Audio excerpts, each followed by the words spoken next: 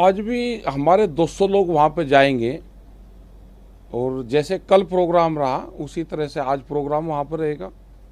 यहाँ से भी लोग चले गए, इस बॉर्डर से भी जो किसान क्रांति गेट है यहाँ से भी लोग चले गए और सब जगह से 200 लोग जाएंगे, बसों से जाएंगे, वहाँ पे अपना प्रोग्राम करेंगे और शाम को 5 बजे फिर वापसी आ जाएंगे।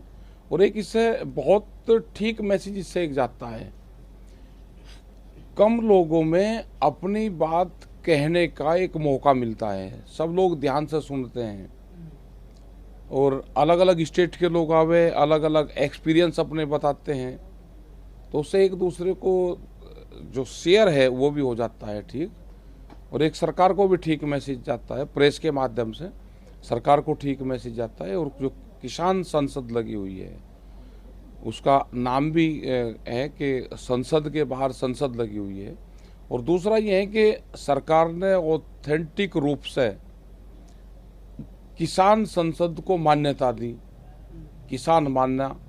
जो दिल्ली में दिक्कत कर रहे थे कि हम किसान ही नहीं है, तो उसको किसान मानने और लिखित पढ़त में वहाँ पे जाने की परमिशन दी, लिखित पढ़त में दी। तो जिस तरह से कल आप खुद पहले सिंगू बॉर्डर गए, सिंगू बॉर्डर से जो किसान बसों में बैठ के आए, क्या आज भी इसी तरीके से सिंगू बॉर्डर से ही किसान आएंगे या गाजीपुर से या टिकरी बॉर्डर से भी? नहीं नहीं, जो ऑफिस है वो सिंगू बॉर्डर है, वहाँ से ही बैठेंगे, वहाँ से ही जाएंगे और वहीं गाड़ी में वापसी आएगी।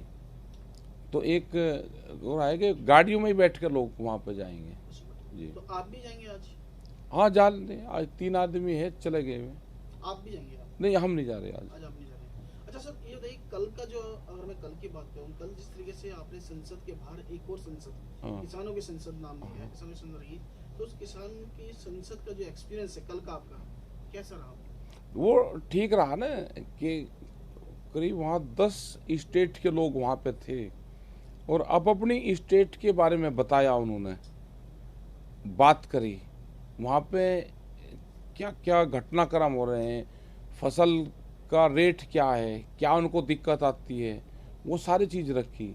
और 3 कानून, मंडी, इस पे क्या क्या नुकसान होने वाला है, तो वो सारी चीज़ रखी उन लोगों ने और उस पर बातचीत हुई और उसका एक ठीक एक्सपीरियंस रहा। जहाँ किसान बैठे हुए पिछले 8 महीने से, जिन बॉर्डर पे सिंगू बॉर्डर है, टिकरी बॉर्डर है और ये गाजीपुर है, यहाँ से डिस्टेंस पार्लियामेंट का ज़्यादा दूर है, लेकिन कल जहाँ पे आप बैठे हैं पार्लियामेंट का डिस्टेंस वहाँ से 2 किलोमीटर था।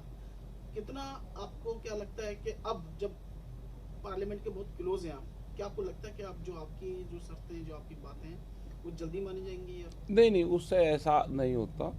लोकतांत्रिक तरीके में अपनी बात कहने का वो भी एक तरीका है। अपनी बात को आप कैसे कहोगे? अब हम कहते हैं कि हम पार्लियामेंट के वहाँ जाएंगे, तो पार्लियामेंट का मतलब ही जंतर मंतर होता है।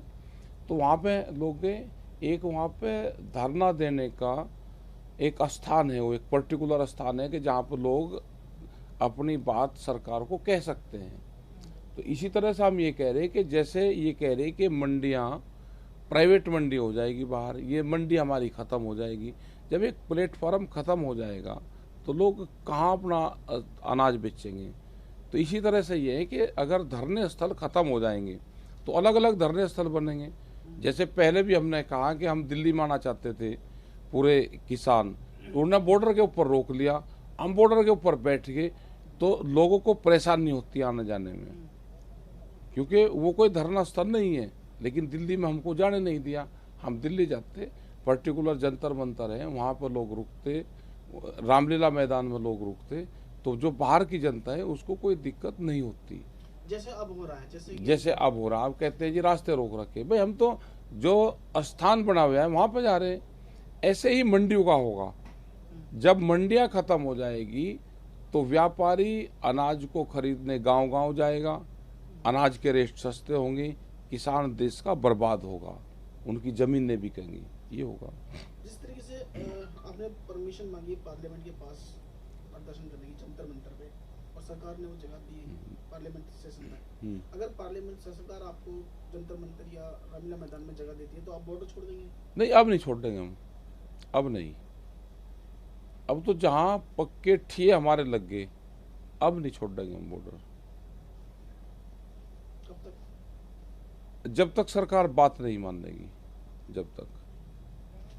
सरकार की तरफ से कृषि मंत्री नरेंद्र तोमर जी ने कल बोला है कि वो अभी भी बात करने के लिए तैयार हैं और सारी खुली किताब है। जैसे 11 दौर की बात वो कर चुके हैं और अभी किसान अगर बात करना चाहें तो अभी भी रास्ते खुले हुए हैं और वो बात कर सकते हैं। वो कंडीशन लगाते हैं कि बिल जो कानून है ये वापसी तो हम करेंगे नहीं, और कोई और मसले हो तो बात कर ले।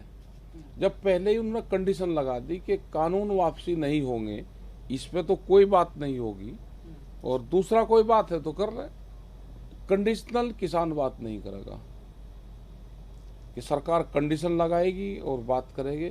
ना देश का किसान कमजोर था, ना कमजोर है, और ना कमजोर रहेगा। सर कल एक मीनाक्षी लेखी जी जो न्यू मंत्री बनी है, उनका एक बयान आया था जिसपे काफी कल हंगामा हुआ, आप लोगों का भी रिएक्शन आया। अब उस बयान के ऊपर कल रात उन्होंने माफी मांगी है, मीनाक्षी लेखी जी ने, जो एक बयान उन्होंने दिया था जिसपे कंट्रोवर्सी हुई, जिसपे आप लोगों को, अब उस पर उन्होंने माफी मांग ली है, क्या कहते हैं? देखो, जो उन्होंने बयान दिया, आपने कल ही कहा था कि ये इनका व्यक्तिगत बयान नहीं है। यहाँ पे एक टीम बनी हुई है बीजेपी में, वो लिखत पढ़त में किसी न किसी आदमी को बयान देती है। उसने वो बयान उनको लिखित में बयान दिया, उनने बयान पढ़ा, उनको जब जानकारी नहीं है किसी के बारे में, आप अनाप शनाप बयान दोगे। और रहा माफी का, हम महिलाओं से माफी नहीं मंगवाते। हम खाप पंचायत के लोग हैं, हम पंचायती सिस्टम के लोग हैं। गलती कर दी, गलती तो माफी तो बीजेपी मांगे, एक महिलाओं से माफी हम मंगवावे, और उन्होंने सॉरी फील कर दी, ठीक है, अपना वो करो। लेकिन किसी के कहने से बयान नहीं देना चाहिए।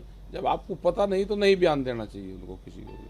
अब जब उन्होंने माफी मांग ली है तो अब आप क्या चाहते हैं? नहीं, हम कुछ नहीं चाहते, होगा, खत्म हो गया। हम क्या कोई वो करते फिरे भाई, वे उन्होंने किसी के कहने से बयान दिया, अपना सॉरी फील करती, बस ठीक है। तो आप चाहते हैं कि उनकी तरफ से, उनके बजाय बीजेपी माफी मांगी? अरे मांग रखी, बस कह दिया, बस जिसने कह दिया उसी नहीं अपना सॉरी फील कर दिया। आगे ध्यान रखे, किसान किसान है, ये अंदाता है। अगर किसान को से ऐतराज है अगर किसी को, तो भाई एक हफ्ता, 10 दिन, 1 महीना रोटी मत खावे, ब्रेड मत खावे, दाल मत खावे, फैक्ट्री की बनी हुई चीज खा ले, कोल्ड ड्रिंक पी, जो कंपनी में सामान बनना, हाँ, ये चीज खानी छोड़ दे। जो किसान अन्न पैदा करता है उसको खाना छोड़ दे। फिर बता दिए कि हम किसान हैं, अपना सोना खा, चांदी खा, नोट खा, तो बहुत पैसे वाला है ना, तो अन्न मत खावे, किसान के उपजाए हुए उसका इस्तेमाल ना करें। और फिर 8 दिन बाद में बता दिए।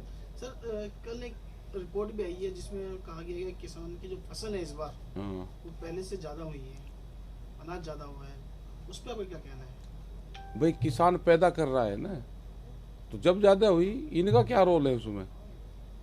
बिजली महंगी, फर्टिलाइजर महंगा, किसान को ये लगता है कि भाई मैं ज्यादा अनाज पैदा करके मुझे ज्यादा कीमतें मिल जाएंगी, तो वो नहीं हो पा रहा। जितना किसान फसल ज्यादा पैदा कर रहा है उतना ही किसान नुकसान में जा रहा है। सरकार को सोचना चाहिए कि किसान लॉकडाउन में भी पुलिस की लाठियां उसके ऊपर रही और वो खेत में कटाई करता रहा। ये तो सरकार को सोचना चाहिए कि देश को अन्न दे रहा है तो सरकार। हमसे जुड़े रहने के लिए हमारे YouTube चैनल को सब्सक्राइब करें और नई वीडियो की नोटिफिकेशन के लिए बेल आइकॉन को दबाएं। अगर आप ये वीडियो Facebook पर देख रहे हैं तो लाइक जरूर करें और ज्यादा से ज्यादा शेयर करें। धन्यवाद।